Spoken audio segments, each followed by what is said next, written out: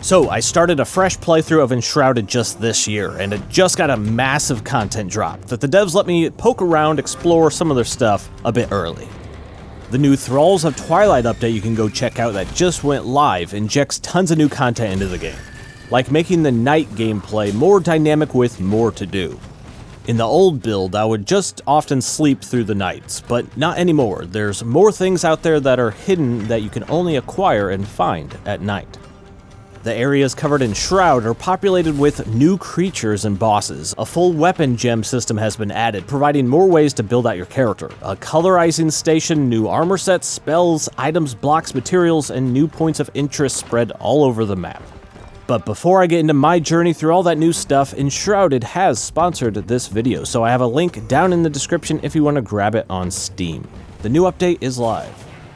Enshrouded is essentially a large open-world RPG with some survival elements, a full base building suite, dungeons, spelunking, there's bosses to find, and my personal favorite feature, we honestly don't get too many open-world action RPGs like this where you can play it solo or in co-op up to 16 players. I don't have that many friends, but I like the idea of it. Full co-op, big map, not a lot of dialogue to just bog everybody down, just go have fun. Now, you'll start finding weapons that have open gem slots, and these are pretty much what you're going to want to be searching for from here on out. You'll also start accumulating gems from loot when you're lucky, and these gems drop in different rarities.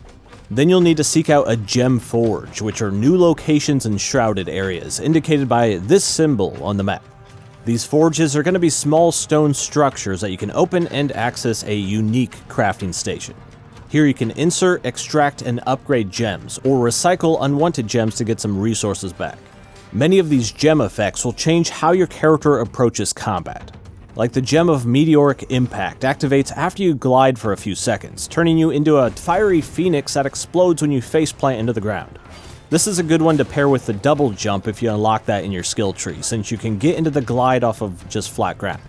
The Gem of Cold Exposure imbues your block after a few seconds, detonating an ice blast whenever something hits you. This one makes you more of a combat tank, where you want to absorb damage. The Gem of Necromancy will actually spawn you a little skeleton buddy after you kill something. He kinda just runs around and recklessly punches things for you. Great work, Scoliosis. Sorry I nicknamed you so poorly. The Gem of Hopeful Embers completely changes the threat of running out of time in shrouded areas, because when your timer starts running low, enemies will start dropping orbs that directly replenish your time. So if you just keep killing, you can continue to stay in shrouded areas.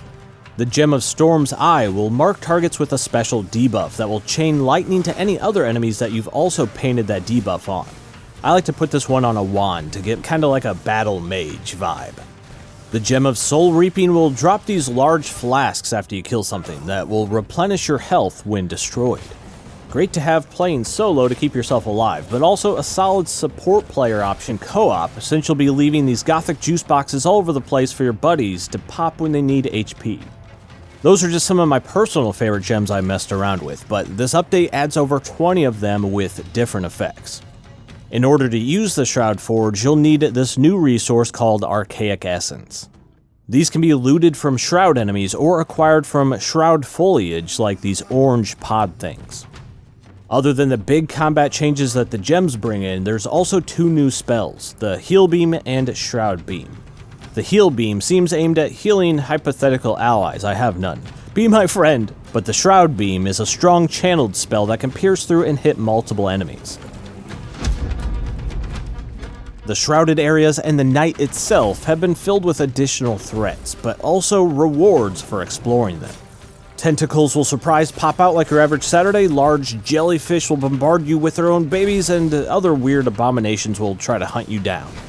This makes the shrouded areas feel more like a living biome, and just more fun to explore, since I'm a big advocate of enemy variety. It goes a long way in the long run when you're 50, 60, 100 plus hours into an RPG. It also seems like to me that the volumetric fog and lighting has been improved or at least adjusted a bit, because the shrouded areas have a really nice glow to them now, instead of the fog kind of washing everything out. Something else you'll find now in the Shroud are these blue blobules, not the official name, but these you feed them a Shroud core to summon an optional boss. This is a great way to reacquire the specific resources that can only be acquired from that type of boss. Make sure you keep a few shroud cores in your inventory from now on, so you can actually interact with these spots to see what they summon, then mark that on your map for when they repopulate. The darkness of night also has some big changes, like enemy patrols that will make it more dangerous to stay up past your bedtime. But there are now some new resources that can only be found at night. The biggest change, though, are the inclusion of night doors that can only be opened at night, which give you access to the new night-themed temples. These are entirely new locations filled with traps and light puzzles, with rewards at the end that you do not want to miss. Let's talk about fashion shrouds, because you can now build a coloring station in your home base and craft all kinds of different dyes. This lets you apply different color schemes to individual pieces of armor you've equipped, or the cosmetic armor you've applied over that. This is a really easy system that gives you further customization over how your character actually looks. There's also some brand new armor sets injected into the game, like this one I really like, since it looks like it's corrupted by the shroud itself. There's also a few new cosmetics like the Scholar cloaks, which come in a black and white variant. So there's a lot more nitty-gritty new stuff like the added building blocks, items, resources, and locations if you want to dig into the Thralls of Twilight patch notes.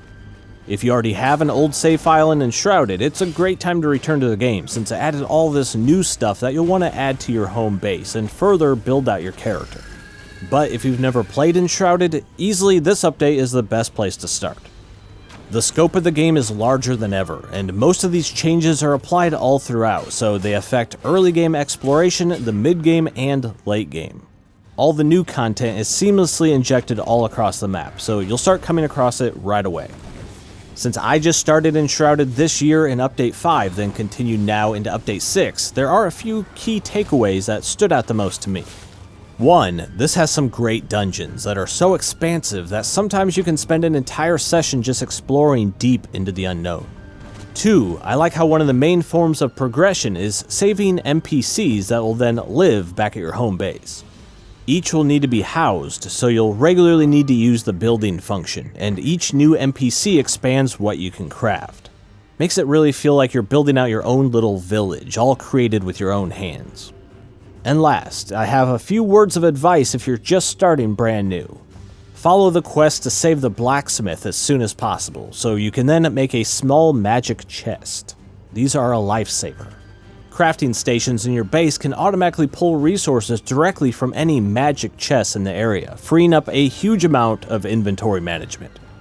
At the very start of your playthrough, as soon as you find your first piece of torn cloth, you'll unlock the recipe for a tiny backpack.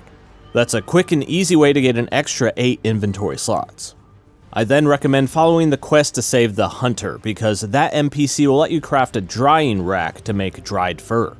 This unlocks the recipe for the small backpack, which adds a nice extra 16 inventory slots. In your skill tree, there are some important upgrades that can really affect your playstyle, and if you happen to mess up or not like a certain skill, you can simply use your flame altar. Here you can either reset your entire skill tree or just redact one at a time, then you can immediately redistribute down a different path. If you don't know where one of your survivors has wandered off to, you can just recall them with the summoning staff to place them right back in front of you. Then you can craft with them. There's also a function if you don't want them to move at all. If you set their roaming range to 0, they'll stay in just the one spot that you designate them. Like I put this weirdo permanently up in my creepy attic, to where he'll not move until I reassign him. That guy also lets you craft the decay tool, which has a unique function I don't often see. This tool lets you add rugged wear to your buildings, making your construction look a little more natural. If you talk to the farmer, they can also craft you another cosmetic modifier, the overgrowth tool.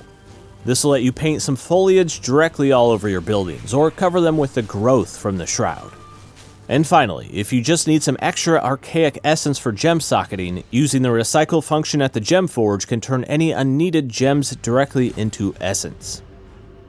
Now, I need to give big props to Keen Games for letting me dig around in this new build, and of course for directly supporting the channel by sponsoring the video. I have that link down in the description so you can go grab Enshrouded on Steam. Maybe invite a few buddies to play with you, since this has more content and time to sink into than most AAA games asking double its price. The new Update 6 Thralls of Twilight is live right now. Go check it out. Alright, as always, I'm Alex, and I'll see you soon in the next one. Okay, that's it. Bye-bye.